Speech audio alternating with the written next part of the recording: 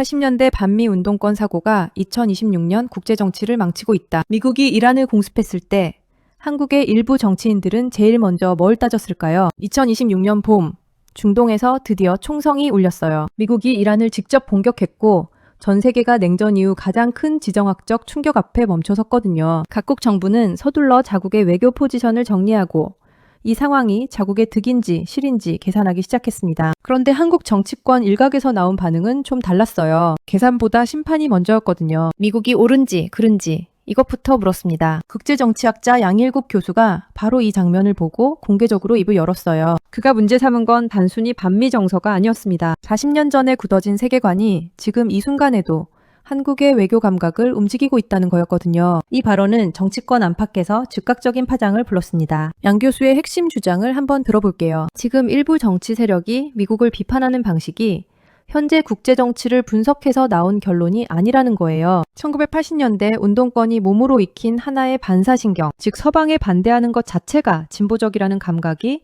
판단의 출발점이라는 겁니다. 비판의 내용이 아니라 비판의 방향이 미리 정해져 있다는 얘기거든요. 국제정치는 도덕교과서가 아니에요. 나라들은 선악의 구도로 움직이지 않거든요. 힘의 분포와 이익의 충돌이 만들어내는 냉정한 현실 위에서 각자의 전략을 짜내는 겁니다. 사실 이건 보수가 특별히 강조하는 관점이 아니라 국제정치학의 가장 기본적인 전제이기도 해요. 그런데 일부 정치 세력은 이 전제 자체를 거부하는 방식으로 미국을 바라봐 왔습니다. 미국이 뭔가를 했을 때 그 행동의 전략적 맥락을 보기 전에 미국이라는 행위자에 대한 감정이 먼저 작동하는 거거든요. 양 교수가 이 문제를 설명하면서 꺼낸 사례가 있어요. 바로 1979년 이란 혁명입니다. 이란이 이슬람 혁명을 완성하고 히잡 의무화 체제로 재편됐을 때 당시 한국의 일부 운동권은 이 사건을 긍정적으로 봤거든요. 이유는 단순했습니다. 이란이 미국이 지지하던 팔레비 왕조를 무너뜨렸기 때문이에요. 서방에 반대하면 진보적이라는 등식이 그대로 작동한 겁니다. 그런데 혁명 이후 이란이 어떤 나라가 됐는지 보면 얘기가 좀 달라져요. 여성의 기본권이 억압되고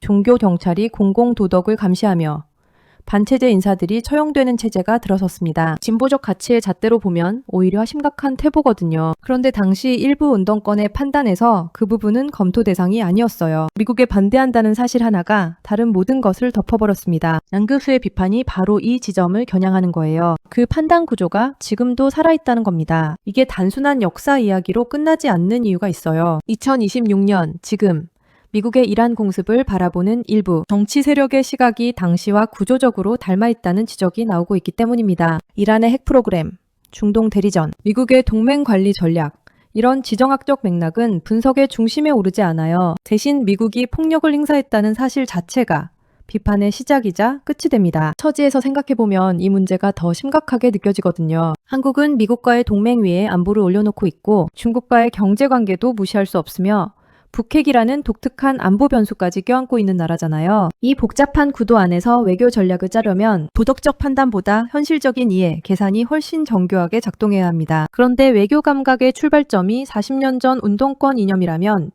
그 계산은 처음부터 삐뚤어진 채 시작되는 거예요. 양 교수가 지적한 또 하나의 이중성이 있어요. 반미를 정치적으로 내세우는 세력 안에서 자녀는 미국으로 유학 보내고 미국 문화가 보장하는 자유는 한껏 누리는 현상이거든요. 단순한 위선이냐?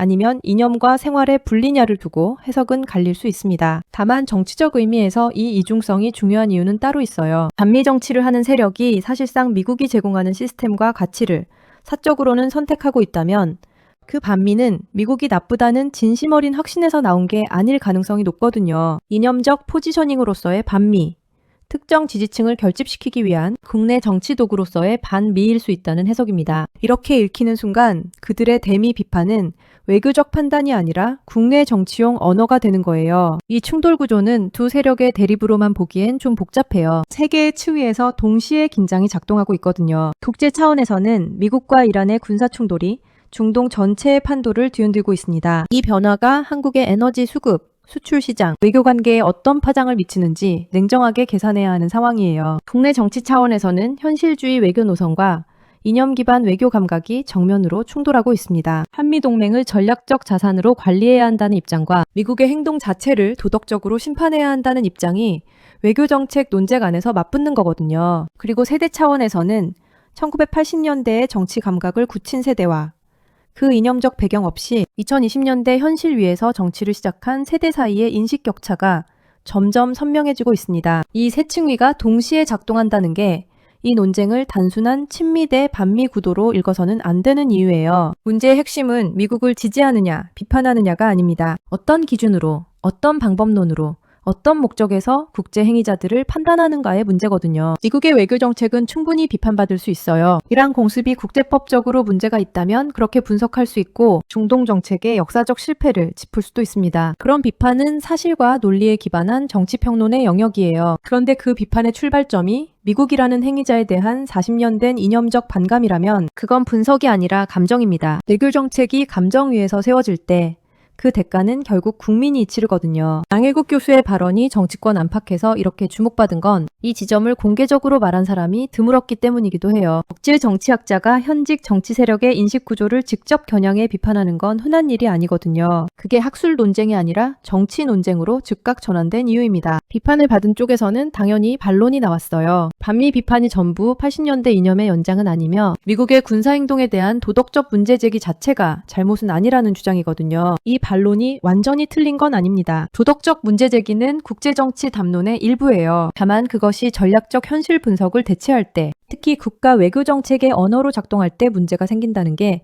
양 교수 주장의 핵심입니다. 한국 정치에서 이 논쟁이 반복되는 데는 구조적인 배경이 있어요. 1980년대 민주화 운동 세대가 한국 정치의 핵심부를 오랫동안 이끌어왔고 그 세대의 이념적 경험이 정치 문화 깊숙이 뿌리내렸거든요. 그들이 살았던 시대에서 미국은 독재 정권을 지원하던 존재였고 그 기억은 정치적 감각의 토대가 됐습니다. 그 기억이 틀렸다는 게 아니에요. 역사적 사실로서 그 시기 미국의 역할은 충분히 비판적으로 검토될 수 있습니다. 문제는 그 기억에서 나온 반사신경이 완전히 다른 시대, 완전히 다른 국제정치 구도 안에서도 같은 방식으로 작동한다는 거예요. 2026년의 중동 위기는 1980년의 광주와 같은 맥락이 아니거든요. 그런데 판단의 문법이 똑같다면 그 분석은 현실을 제대로 못 보는 겁니다. 한국이 앞으로 맞닥뜨릴 외교적 선택들은 지금보다 훨씬 복잡해질 거예요. 미중 갈등의 심화, 북한의 핵능력 고도화, 일본과의 역사 갈등, 중동을 포함한 글로벌 공급망 위기가 동시에 압력을 가해올 수 있거든요. 이 상황 안에서 한국 외교 감각의 뿌리가 어디에 있는가는